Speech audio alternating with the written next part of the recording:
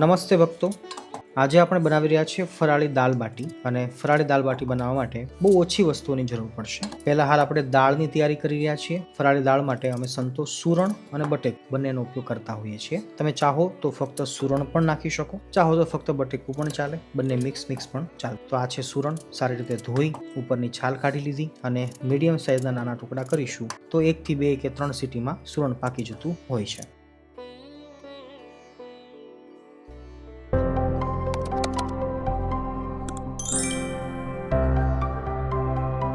સુરણ નાખ્યું છે, એક મોટું બટેકું નાખું છું. અમારે ક્વોન્ટિટી ઝાઝી હોય એટલે હું વસ્તુ વધારે લઈ રહ્યો છું, બાકી થોડું નાખો તો પણ ચાલે છે. મેં કદાચ પહેલા પણ કહ્યું છે કે અમે જનરલી બટેકાની છાલ નથી ઉતારતા, તમે જો કાઢતા હોય તો છાલ કાઢીશું. ફરાળી દાળ છે પણ વધારે સ્વાદિષ્ટ બનાવવા માટે, વધારે ગુણવત્તાભરી બનાવવા માટે હું નાખું છું સરગવાના ટુકડા. ઓપ્શનલ છે પણ નાખી શકો છો, એની સુગંધ બહુ સારી આવે છે. આપણે સૌ ઈડલી સાંભર ખાતા હોઈએ તો એની અંદર સાંભરમાં સરગવાની સુગંધ બેસ્ટ આવતી હોય છે, એ તમને ખ્યાલ હશે. એ સાથે થોડુંક નાખું છું આદુનો ટુકડો, છીણા વગર પણ નાખી શકાય છે. જો કે વઘારમાં તો આપણે નાખવાનું જ છે, પણ થોડુંક આપણે બાફતી વાળા પણ નાખી દઈએ. હવે આપણે બાફવા માટે મૂકીએ. બધી વસ્તુ ડૂબી જાય એટલું પાણી લઉં છું. પાછળથી ઘટશે તો આપણે વધારે નાખીશું. 2 થી 3 સીટી ધીમા તાપે વગાડી લઈએ. હવે આપણે તૈયારી કરી રહ્યા છીએ બાટી બનાવવાની, અને બાટીમાં આપણે નાખવાના છીએ દૂધી. તમને એમ થશે કે સ્વામી બાટીમાં દૂધી કોણ નાખે? જી હા, બાટીની અંદર દૂધી જશે, ગાજર જાય, અથવા કોઈ પણ શાકભાજી કે જે મિક્સ થઈ જાય તો વધારે હેલ્ધી બનતી હોય છે બાટી. અમે ઘણીવાર આવી રીતે ટ્રાય કરતા હોઈએ છીએ, તમે પણ ચોક્કસ ટ્રાય કરજો. તમે દૂધીની જગ્યા પર બટેકું પણ છીણીને નાખી શકો છો. આજે હું દૂધી નાખું છું, તો આ વાત ધ્યાનમાં લીધા જેવી છે. કોથમીરના ડંઠલ છે, એ પણ હું નાખું છું અત્યારે બાટીની અંદર થોડું, કારણ કે એની સુગંધ સારી આવશે. નાઇસ. 1 વાટકી ભરી અને હું પાણી નાખું છું. પાણીને ઉકળવા દઈએ. આપણે બાટી બનાવવા માટે પહેલાં લોટને બાફવો જરૂરી છે. ઉકળતા પાણીની અંદર 1 ચમચી હું આપણી ઘરની ગૌશાળાનું ગીર ગાયનું ઘી નાખું છું.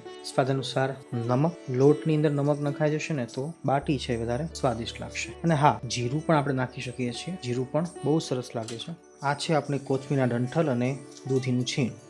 પાણીમાં એને પણ ઉકળતું જ નાખી દઈએ, જેથી થોડી ઘણી દૂધી આમ પાકશે અને બાકીની બધી બાટી બનતી વખતે પાકશે.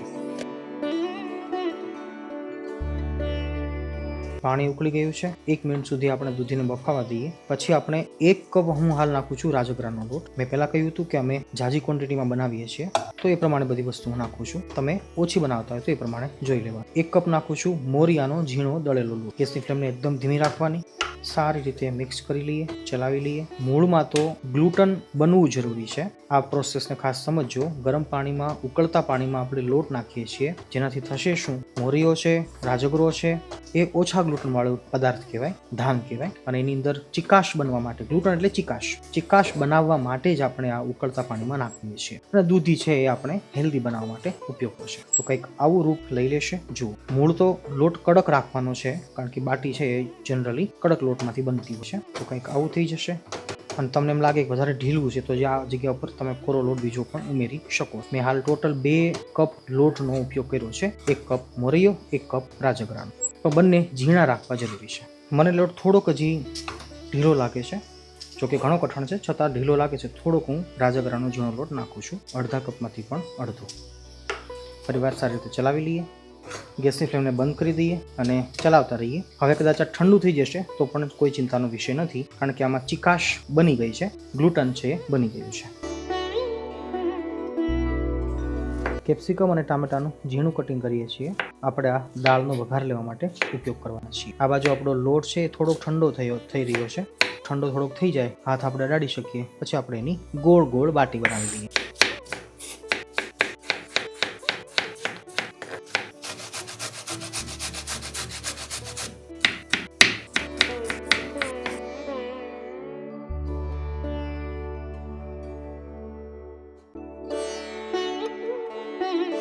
ફરાળી દાળનું આપણું મટીરિયલ બનીને તૈયાર છે. બટેકા અને સુરણ બંને સરસ બફાઈ ગયું છે. સરગવાને આપણે કાઢી લઈએ છીએ, કારણ કે અંદરનું ગુદું આપણે અલગથી કાઢી નાખશું. અને હવે આપણે જે પાણી સાથે જ આને ગ્રાઇન્ડર મારી દઈએ, એકદમ ઝીણું કરી લઈએ. લોટ થોડો ગરમ હોય ને ત્યાં જ એની બાટી વાળી લેવાની, નહીતર એકદમ ઠંડો થયા પછી પાછી બાટી વળે ના વળે, ભાંગી જાય. કારણ કે જો કે ગ્લુટન તો ઘણું હશે, આમ કોઈ ઇશ્યુ નથી, છતાં પણ થોડુંક ગરમ હોય ત્યાં સુધીમાં આપણે મીડિયમ સાઇઝની આવી બાટી કરી દેવાની છે. બાટીની સાઇઝ આપણી રુચિ અનુસાર નાની મોટી કરી શકીએ. અમે ફરાળી બાટી છે એની સાઇઝ આવી નાની રાખતા હોઈએ છીએ. મગજની લાડુડીથી થોડીક મોટી, બહુ વધારે મોટી નહીં, બહુ એકદમ નાની પણ નહીં. ભક્તો, ફરાળી દાલ બાટી બનાવવા માટે મીન્સ કે બાટી બનાવવા માટે આજે આપણે બે વસ્તુનો ઉપયોગ કરી રહ્યા છીએ. આ છે બાટી મેકર. રાજસ્થાન બાજુ જતા હોય તો આ બહુ સસ્તું મળી રહેતું હોય છે, ઓછી કિંમત છે આની, પણ કામ બહુ બેસ્ટ આપતું હોય છે. આ છે અપમ પેન. આનો પણ ઉપયોગ તમે જાણો જ છો. બંનેની અંદર બાટી બેસ્ટ બનશે. આજે આપણે ફરાળી બાટી બનાવીએ છીએ તો લોટને આપણે હાફ તો કુક કરી નાખ્યો છે, કારણ કે ઉકળતા પાણીમાં લોટ બાંધ્યો છે. અને હવે આપણે અપમ પેનની અંદર અડધી બાટી નાખીશું, અડધી બાટી છે આપણે બાટી મેકરમાં નાખીશું, અને બંનેને 8-10 મિનિટનો ટાઈમ આપીએ તો પણ બાટી બનીને તૈયાર થશે. તમે પણ ચોક્કસથી આ બંને વસ્તુ ઘરે વસાવી લેજો. આ બંનેની લિંક છે તમને નીચે ડિસ્ક્રિપ્શનમાં હું આપી દઈશ.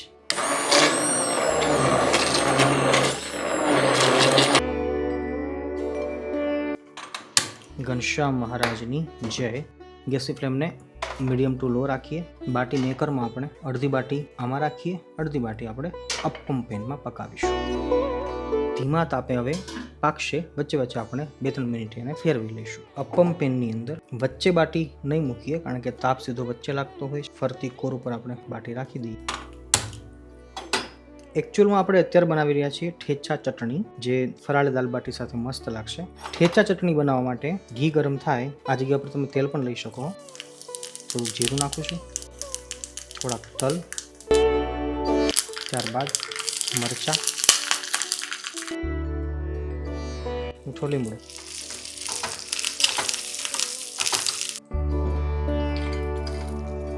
દાણા અને ઠેચાનું તમામ સામાન મિક્સીમાં આપણે નાખી દઈએ છીએ. અને આ છે કાશ્મીરી મરચાં, અને આપણે શરૂઆતમાં તે પાણીમાં પલાળી દીધેલા, અને હવે એ સરસ ફ્લેવરફુલ થઈ ગયા છે, કારણ કે આ કાશ્મીરી મરચાં હોય ને એને પાણીમાં પલાળીએ તો જ એની ફ્લેવર છે ખુલતી હોય. આ બધી વસ્તુને આપણે મિક્સીમાં નાખી દઈએ છીએ, અને આખી ભાંગી ચટણી બનાવવાની છે. બાકી તમને રૂચતી હોય જો ઝીણી બનાવો તો પણ વાંધો નથી, સ્વાદ તો બંનેનો બરાબર જ આવે. થોડુંક પાણી નાખીએ, થોડાક ધાણા નાખીએ. ઠેચા ચટણી તૈયાર છે. સ્વાદ અનુસાર નમક નાખી દઈએ અને ખટાશ માટે લીંબુ નાખી ફરીવાર પાછું એકવાર ગ્રાઇન્ડ કરી લઈએ. ઠેચા ચટણી બનીને તૈયાર થઈ જશે. ઘનશ્યામ મહારાજની જય.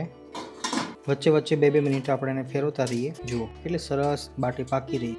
ડિઝાઇન આમાં પડતા થોડીક વાર લાગશે, પણ એક ફાટી જશે. ફાટી જાય ઓરિજિનલ બાટી કહેવાય. જુઓ છે ને. અપમવાળી જે બાટી છે એ ઝડપથી પાકશે. જુઓ ડિઝાઇન પણ સરસ પડવા માંડી છે. Look at this. વચ્ચે રાખી હોત ને તો એ વધારે દાજી જાત, બળી જાત. સાઈડમાં હોય તો તાપે ફ્લેમ છે ધીમી લાગે એમાં, અને કંઈક આ ટાઈપની બાટી આપણી તૈયાર થવા માંડી છે. Look at this. ઓરિજિનલ બાટી લાગે ને. ભક્તો, ફરાળી દાળ બાટી આપણે બનાવી રહ્યા છીએ ત્યારે મહત્વની વાત એ સમજવાની છે, જો આપણે જનરલ દાળ બાટી બનાવતા હોઈએ અનાજની, તો એમાં બીજી કંઈ પ્રોસેસ કરીએ ના કરીએ એ તો બહુ ઇઝી છે, અને આપણે એની પણ રેસીપી આપેલી છે. તમને ઉપર આઈબોલ દેખાતું હશે, ત્યાં તમને લિંક મળી જશે. નીચે ડિસ્ક્રિપ્શનમાં પણ તમને લિંક મળી જશે, એ તમે વિડીયો જોઈ લેજો. પણ અત્યારે મહત્વની વાત એ સમજવાની છે કે સુરણની દાળ જો આપણે બનાવતા હોઈએ તો સુરણની સાથે બેસ્ટ કોમ્બિનેશન છે આદુ, અદરક, જિંજર. આદુ વગર સુરણની દાળ ક્યારેય પણ સારી ન બને. સુરણનો એક અલગ પ્રકારનો ટેસ્ટ હોય છે, એ આપણને નથી ગમતો, નથી રૂચતો. મહેરબાની કરી સુરણ લાવો, એની જોડે આદુ પણ બજારમાંથી લેતા આવજો. આદુ નહીં નાખો તો સુરણની દાળ તમને નહીં ભાવે, નહીં ફાવે, ગળું બળવા માંડશે, અને પછી તમે કહેશો કે સ્વામીએ નહોતું કહ્યું. હું તો કહું છું, જ્યારે પણ સુરણમાંથી બનતી કોઈ પણ વસ્તુ બનાવો ત્યારે આદુને જોડે રાખજો. ખાસ કરીને દાળમાં તો ચોક્કસથી રાખજો. બાકી બહુ ઓછી વસ્તુઓનો ઉપયોગ આજે આપણે કર્યો છે, અને ફરાળી દાળ બાટી આપણે બનાવી રહ્યા છીએ. વિડીયોમાં છેક સુધી જોડાયેલા રહેજો. ફાઇનલી આપણે છેલ્લા સ્ટેપ ઉપર પહોંચ્યા છીએ. હવે આપણે દાળનો વઘાર લેવાનો છે, જેમાં હું 1 પાવડું તેલ નાખું છું, 1.25 પાવડું. તમે અડધું તેલ અડધું ઘી પણ લઈ શકો છો, ફક્ત તેલ પણ લઈ શકો છો. દાળનો વઘાર લેવા માટે તેલ આપણું ગરમ થયું છે. જીરાથી વઘાર લઈએ છીએ, કારણ કે ફરાળી વસ્તુ બનાવી રહ્યા છીએ. ઘણા લોકો રાઈ નથી ખાતા હોતા, જોકે અમે તો પરંપરાગત રાઈ પણ ખાઈએ છીએ. ન ખાતા હોય તો આપણે એને સ્કીપ કરવાનું. જીરું સરસ ફૂટી જાય ત્યારબાદ નાખીશું તીખા મરચાં. મરચાંને સાંતળી લઈએ. ત્યારબાદ નાખીએ મીઠો લીમડો. ત્યારબાદ નાખીએ આદુ. ત્યારબાદ નાખીએ ગાજર. ગાજર પણ ઓપ્શનલ છે, ન નાખો તો પણ ચાલે. પણ વધારે હેલ્ધી આપણે બનાવવા માટે બધા શાકભાજી આપણે નાખતા હોઈએ છીએ.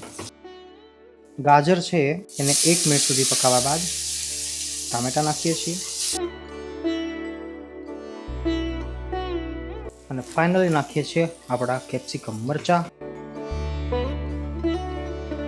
ટામેટાં, કેપ્સિકમ મરચાં, ગાજર ઓલમોસ્ટ ડન છે.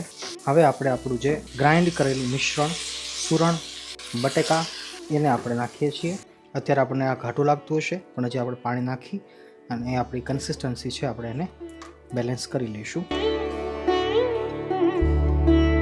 જેટલી દાળ આપણને પતલી કે ઘાટી જોઈતી હોય એ પ્રમાણે કન્સિસ્ટન્સીને સેટ કરી લેવાની. મેં પહેલાં કહ્યું હતું કે અમે વધારે બનાવીએ છીએ તો અમે બધી વસ્તુ વધારે લીધી હતી. 250 ગ્રામ સુરણ નાખ્યું હતું, 1 બટેકું મોટું નાખ્યું હતું. તમે ઓછું બનાવશો મતલબ અડધું બટેકું હોય અને 100 ગ્રામ સુરણ નાખો તો પણ દાળ ઘણી થઈ જાય છે, તો તમે એ પ્રમાણે બનાવજો. સરગવાનો જે ગુદો છે એ હું નાખી દઉં છું.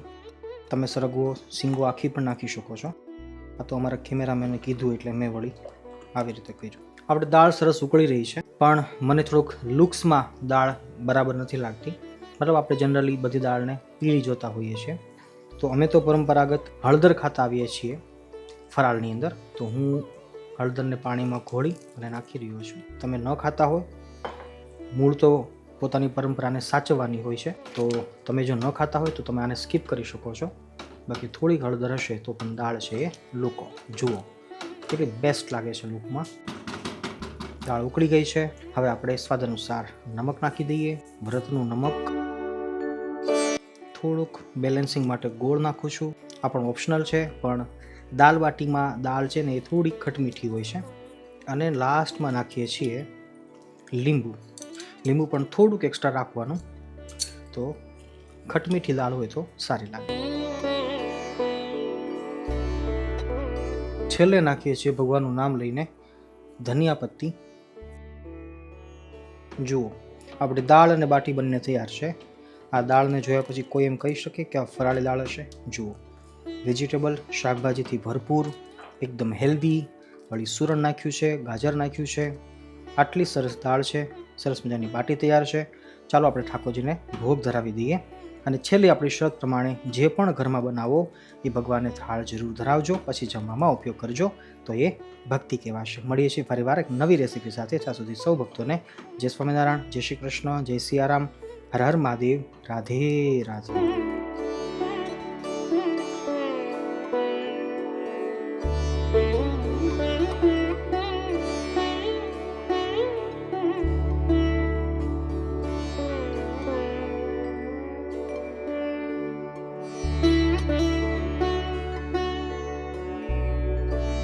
thank you